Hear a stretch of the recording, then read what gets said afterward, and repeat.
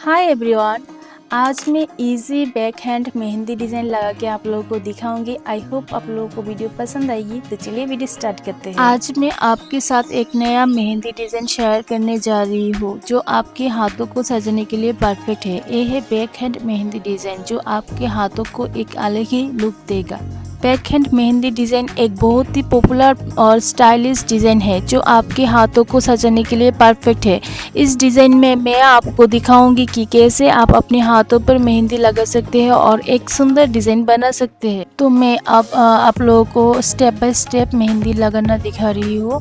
आप लोग पूरा वीडियो देखना। आई होप आप लोगों को वीडियो पसंद आएगी।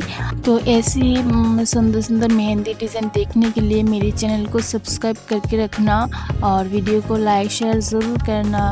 बाय।